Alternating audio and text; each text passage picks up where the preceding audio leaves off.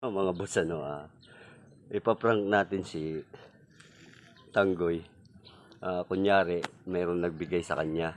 Meron nagbigay ng cellphone. Bago. Ibigay natin. Ipaprank natin.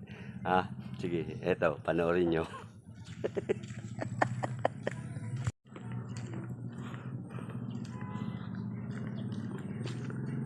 Yun siya, yun.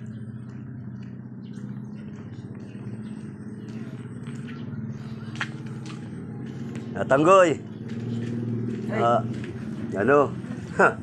Nakakatuwa naman at mayroong magandang kalooban at magandang puso. Nakita tayo sa vlog, di ba? Nagpartner tayo. Mayroong isang taong gusto ka raw sorpresahin dahil yung cellphone mo mapangit na. At ito nga, pinadala sa akin. Huwag ka mabibigla. Baka mamatay ka. iPhone? Hindi naman, pero kahit na hindi iPhone dahil sa galing sa kanyang puso, tanggapin natin ang matibay, ha? Tanggapin natin ang buong puso rin. Hindi natin sasabihin yung pangalan dahil ayaw magpabanggit, baka maraming humingi.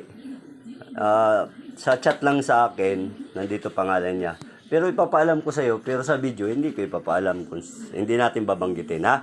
Magpasalamat ka muna sa kanya. Huwag mo lang babanggitin yung pangalan nito, no.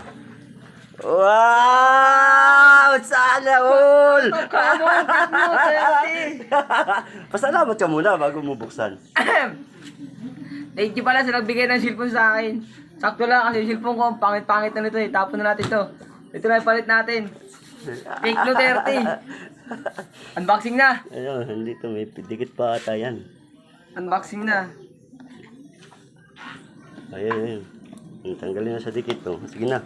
Bukas na yan. Muna. Tika lang, ang hirap. Hindi, sabayin mo pagbukas. Baka malaglag. Pataas. Maganda yan. Maganda siguro. Yun. Tibay.